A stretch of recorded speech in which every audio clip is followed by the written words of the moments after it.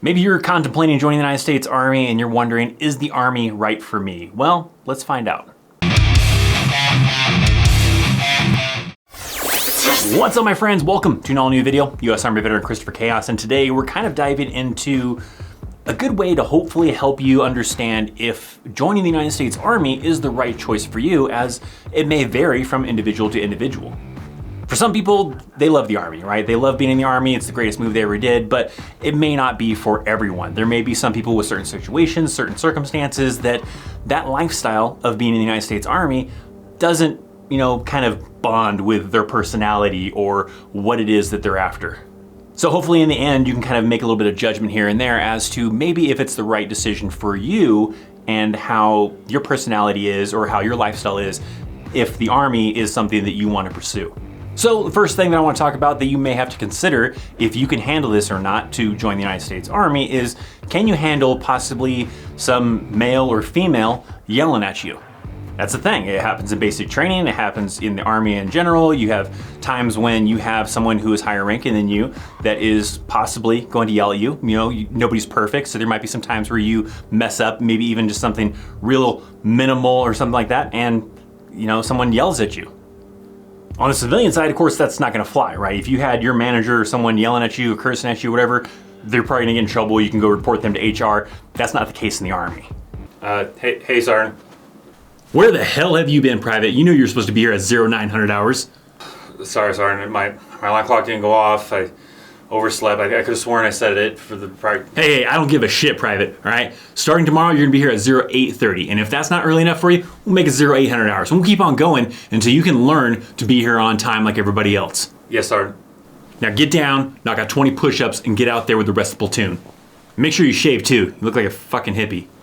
So on the Army side, yeah, you could potentially have someone yelling at you. You could possibly have to do some, physical fitness as punishment. You may have to work some extra hours as punishment, not get paid anything extra, where you can't get away with that on the civilian side. Hey, man. Sorry about that, bro.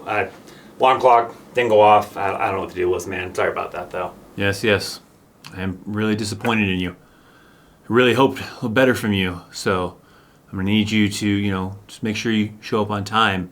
Otherwise, I will have to write you up for this if this continues. Yeah, no, I get it. I get you, man. That's cool. All right, well, you could go ahead and get to work with the rest of the crew then. All right, yeah. Cool, man. So in the end, you're gonna have to ask yourself, will I be able to handle someone possibly yelling at me and not snap and lose my cool? Because in the Army, if you snap and lose your cool on someone who's higher ranking than you, that can get you in even more trouble. And it's not like you can just go quit your job or anything like that. You're stuck with whatever punishment you get for the consequences of snapping at that individual. So that's one thing you're gonna have to ask yourself. Can I keep my cool? Will I be able to keep my composure, remain professional, and be able to just be like, yes, Sergeant, yes, sir, yes, ma'am, whatever the case might be, and then drive on with my mission? Not everybody's like that. Some people just don't have that attitude. Some people are like, hell no, there's no way I can let someone talk down to me like that or whatever, or talk to me in that tone or whatever without smacking them in the face. Well, that'll definitely get you in some trouble in the Army. Another thing you're gonna have to ask yourself is, can I handle possibly having to work some really crazy long hours? That's not always the case every day. Sometimes it's just a case-by-case basis, depending on your unit, depending on your mission, all that kind of stuff. But sometimes there's days where you do physical fitness in the morning, you work all day, and then it's coming up close to that time to get the hell out of there, and your NCOs, your leadership are like, hey, we got some more stuff we still got to get done, so go ahead and go get some dinner chow, come back, we'll be here until we can finish this stuff up, and maybe you're stuck there until, late at night or, whatever the case might be. Like I said, that's not always the case. Sometimes there's even cases where we ain't got crap going on, so lunchtime comes around, they're like, hey, just have your phones available, so if I need you guys, I can give you guys a call. So there is no set answer if you're gonna have to deal with it or not. You're just gonna have to ask yourself, if it comes about and I have to work some really crazy hours and not even get paid extra for it, will I be able to handle that? Hey, Sergeant, you wanted to see me? Hey, yeah. Come on in. What are you doing right now? Oh, I'm on 24-hour CQ duty at the front desk, Sergeant. All right, how much longer before you get off, though? I got like another hour, Sergeant. All right, good. I'm gonna need you to go to this class at 0900 hours. First sergeant needs one person per platoon to go attend this thing, and I don't have anybody else. Everybody else is tasked out, so I'm gonna need you to go. But why can't Specialist Chaos go, Sergeant? No, I got this dental appointment I got to go to this morning. It's probably gonna take like all day. You know how these things go, man. All right, good. You're doing great things for the Army. Hey, make sure you shave. You look like a fucking hippie. Especially like in a combat deployment. I remember there was times on a combat deployment where I was out all night on a mission, and then I came back from that mission at like 6 o'clock, 7 o'clock in the morning, and then there was things that still had to be done because everybody else was already out on mission for other things. So the ones that just came back from the night mission, were the only ones left to get things done during the day, and we just got stuck having to drive on and continue working throughout the day to get stuff done that needed to be accomplished because we were the only ones available. But I do remember some times where, I got, let go early, to go chill out in my barracks room or whatever the case was. So, it really just fluctuates depending on the situation, depending on the unit, what's going on. Now, I'm not trying to say that everything in the Army is negative and you have to ask yourself, can I handle these negative things? There are some positive things as well, right? One, just dependent on you, is that you have to stay in shape, right? For some people, this may be a negative. For some people, this may be a positive. In the Army, you are working out from 6:30 to 7:30. Some units even have like longer physical fitness hours, or we'll do 2 in a day. It just really depends on the unit, but at a minimum, you should be doing at least physical fitness in the morning from Monday through Friday. And when you look at it in a certain perspective, that's good for some people. Some people would love to be able to get paid to go work out and stay in good shape. But for some other people, this may be a negative because they're like, I'm lazy or whatever the case is, or maybe you don't want to have to do organized physical fitness. You'd like to just do it on your own, which that's not the case in the Army. You're doing it with your platoon or with your squad. So definitely for someone who maybe is not used to that lifestyle or is not interested in that lifestyle and like to just kind of do their own thing, well, yeah, maybe the Army may not be right for you because you are going to be required to stay in good physical fitness shape. You're going to be tested on that, and they're going to, make sure that you meet the height and weight standards, all that stuff. So there is no really other job out there, or not very many at least, that require you to stay in good physical fitness shape. A lot of employers don't care if you are super skinny, if you're super fat, or whatever the case is, right? If you are out of shape or in great shape, they don't really care. Where in the Army, they do care, and they want you to be in good shape.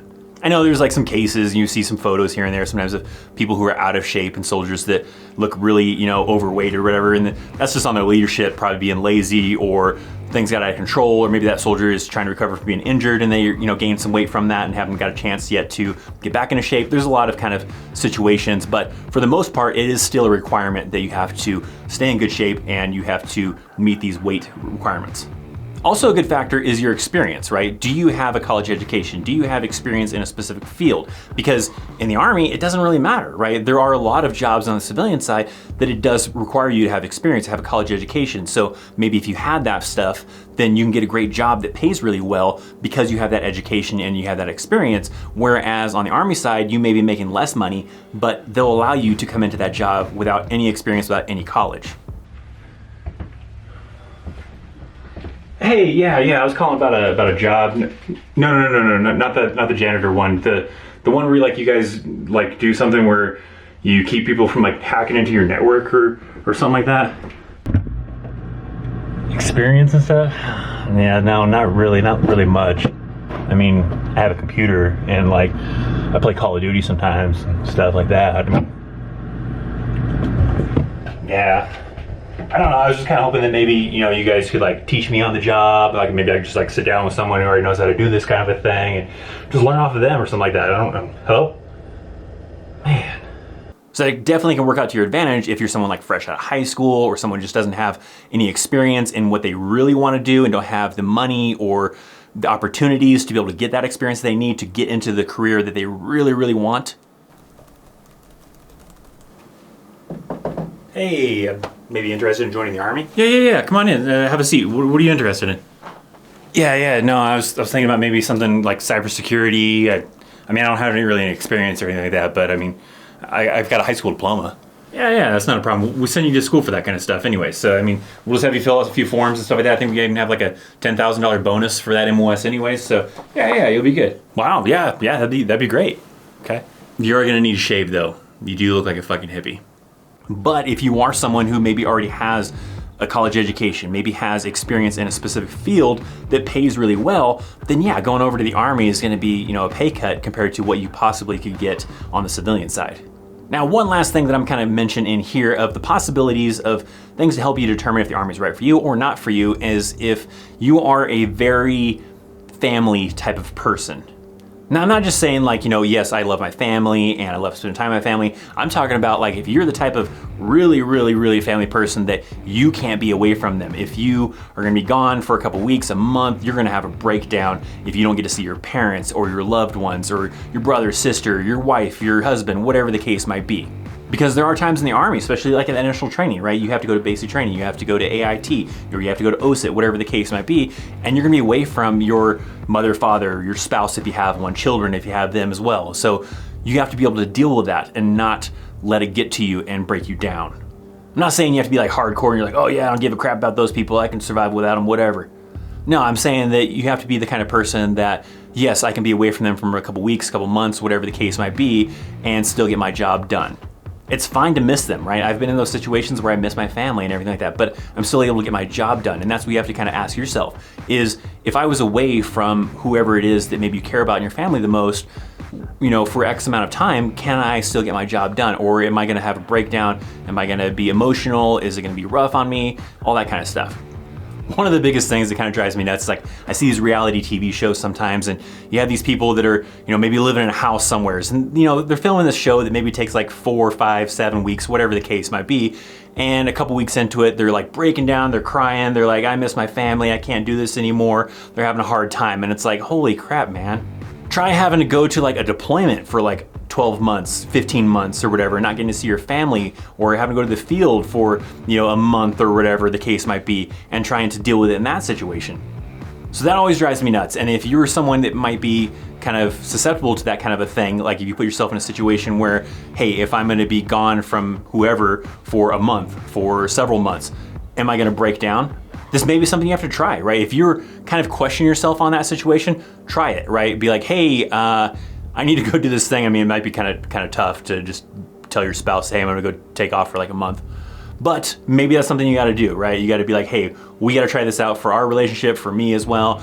We need to see if we can handle it of me being gone for like a month and still be able to get things done. So if you're in that situation where you can do that, maybe that's a good thing to do. If not, you just gotta try to use your best judgment to try to figure out, are you someone that can be away from your loved ones for a few weeks, a few months, a year, whatever the case is, and still be able to accomplish the mission without having a mental breakdown and being like wanting to quit or something. So those are just some things that I thought of that might help someone out there that is interested in joining the Army, but not 100% sure if the Army is right for them. For my veteran friends out there, maybe those of you that are currently in the Army, leave some comments down below as to what other things, kind of help someone decide if the Army is right for them or not right for them. I'd love to hear what your guys' input down there. There were a lot of things for me that were difficult to get used to, but I got used to it. I got used to it, drove on, got the mission done, whatever the case was. I eventually got out of the Army just because that was never my intention, was to stay as a lifer. I wanted to get the experience, then move on the civilian side and get that experience that I wasn't able to get otherwise. So you just have to ask yourself, why do I want to join the Army, and do I think I can handle it? I got some other videos right here if you want to check out some of them, maybe learn a little bit more about the Army. Links down in the description for social media. Follow me on Instagram, all that fun stuff. Thanks so much for watching. Hit that thumbs up. I'm ThatChrisChaos, and I'll see you next time.